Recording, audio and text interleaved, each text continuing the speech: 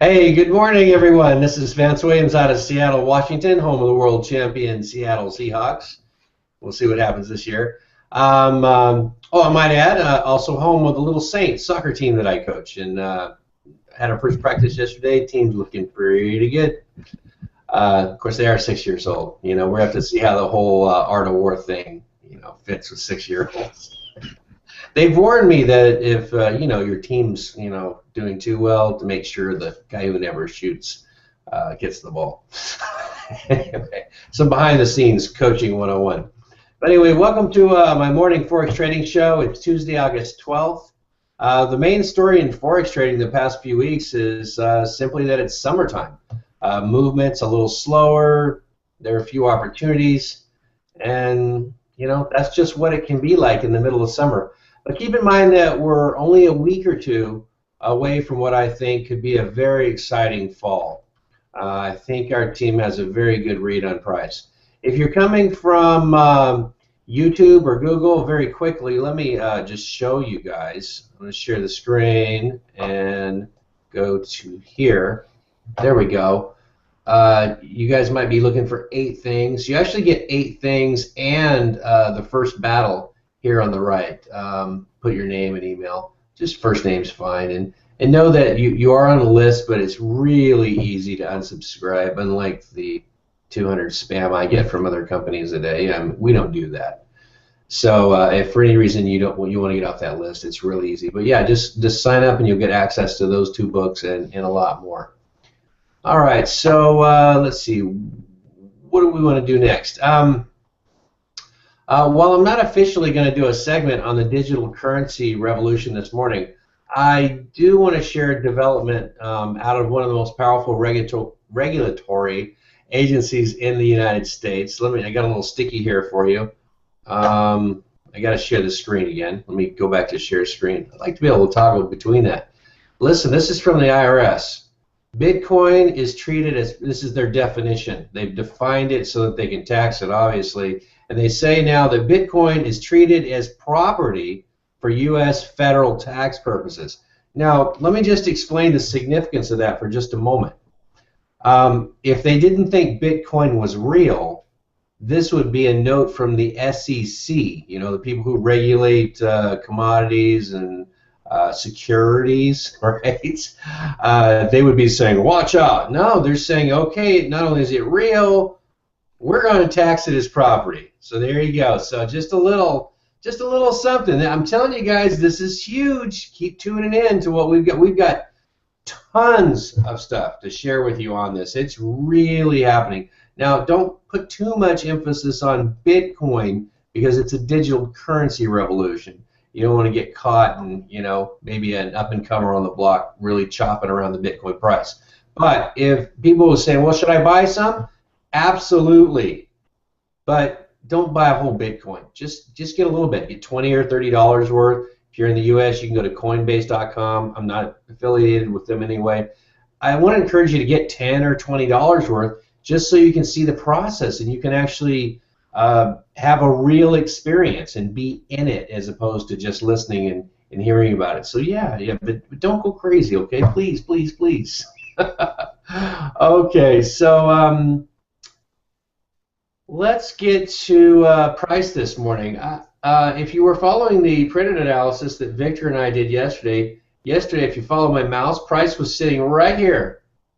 Isn't that right, Victor? Sitting right there? Yeah, that's exactly where it was. Vance is just going along that line there. And I have not changed any lines. I haven't changed anything on this chart. Have I, Victor?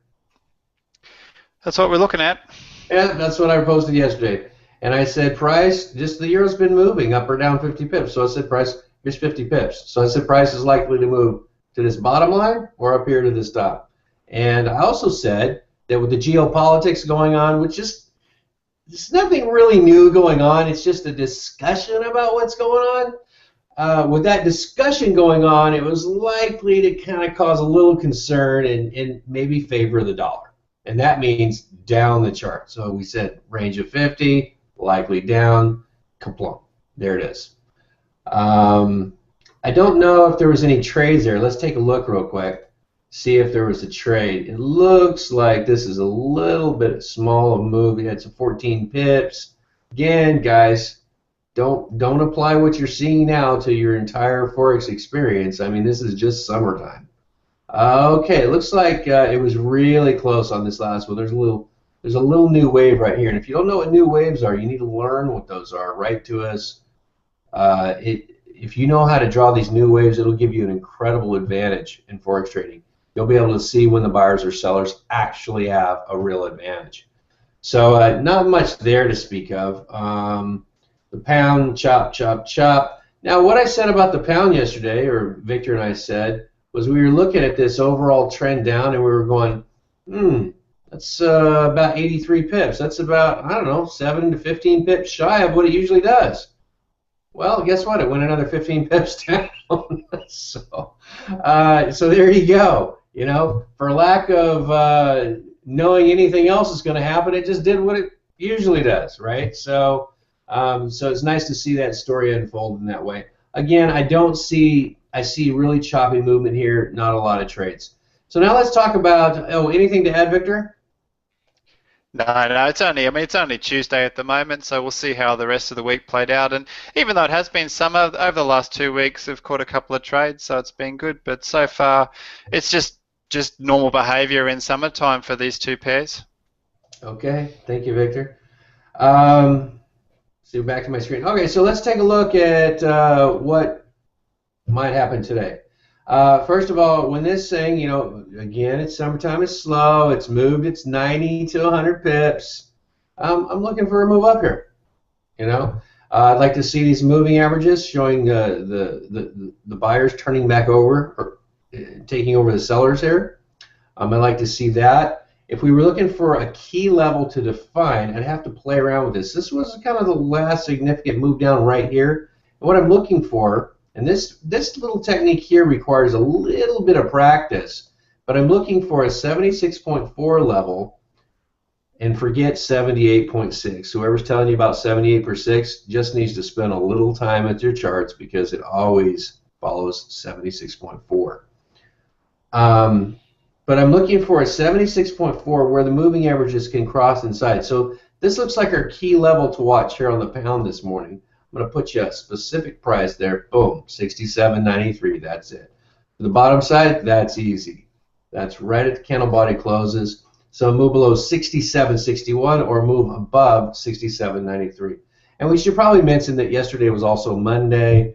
There wasn't any economic data to speak of for the pound or euro. So, people just kind of rolling in and out of the weekend, summertime activities here in the U.S. And yes, the question of is summertime a factor? Absolutely, it is a factor. There's a lot of players here, a lot of big funds.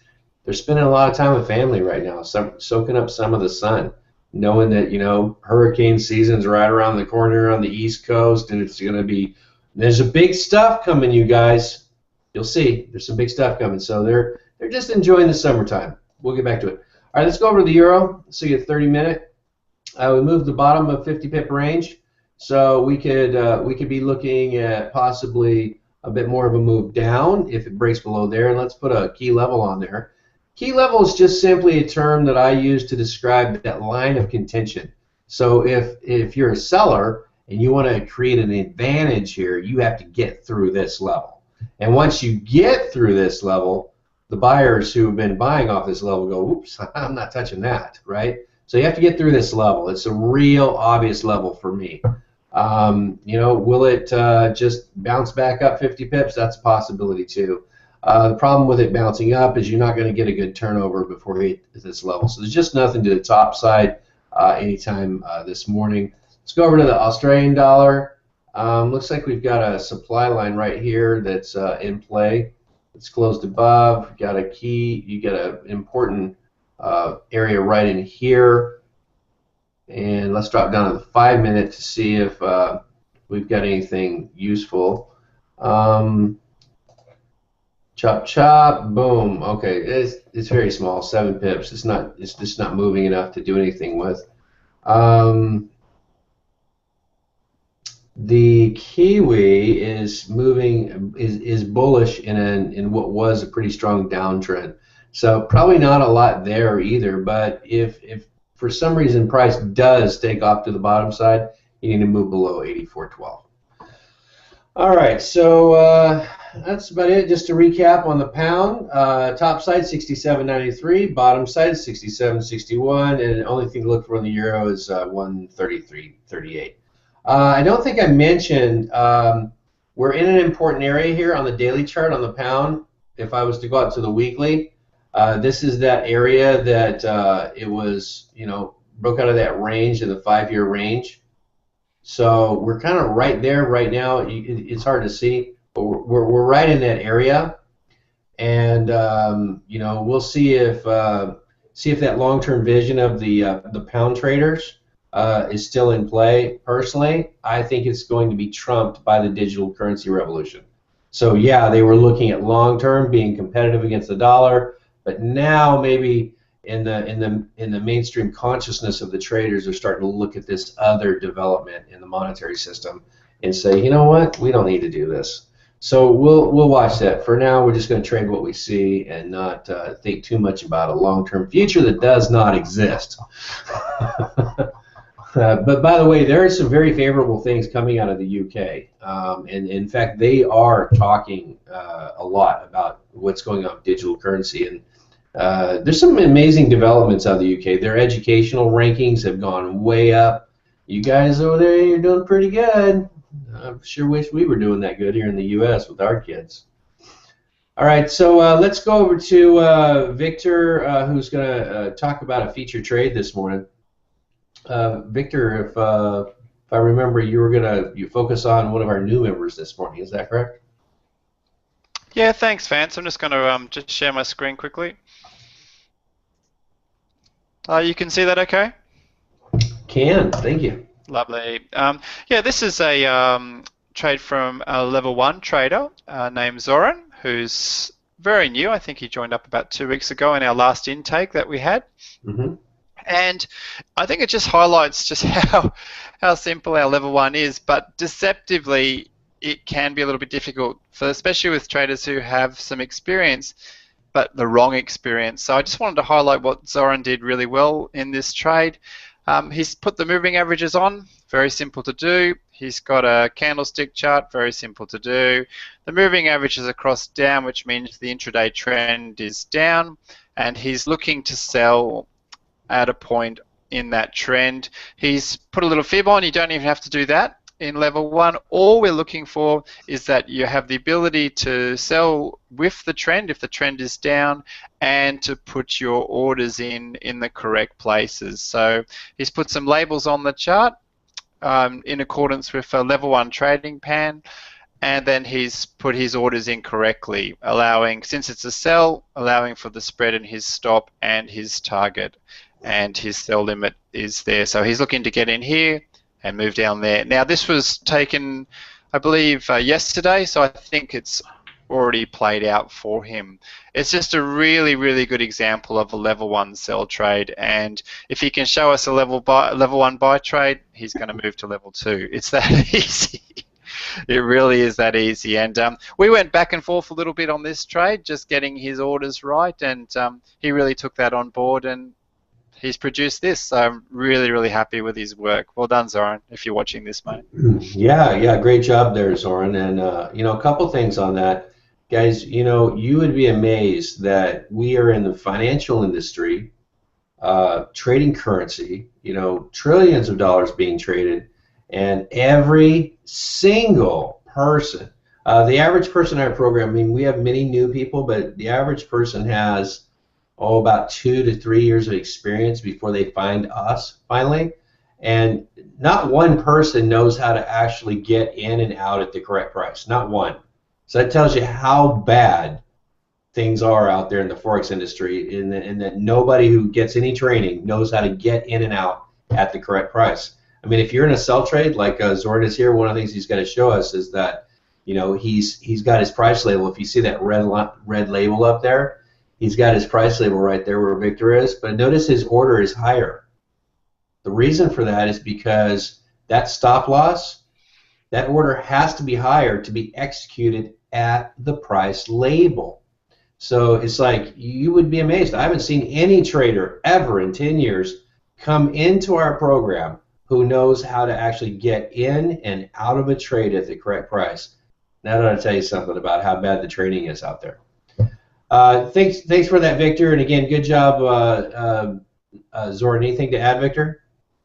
No, that's exactly right. And I was right there. I'd had 3 years of experience before I came in here, and I knew a lot of strategies, that's for sure. And I knew a lot of different indicators and things like that. But actually thinking about getting in at the right price, and I can see how much that difference makes to my profit levels. So it's pretty important. Anyway, thanks, mate. I'm just going to stop sharing the screen now. When it comes down to, how much profit did I make, and you're like wondering, how come I made less? Well, it's because you don't know how to get in and out at the right prices. Anyway, we beat that horse to death. You guys, I just want to emphasize, pretty much everything out there is about getting you to trade your live account.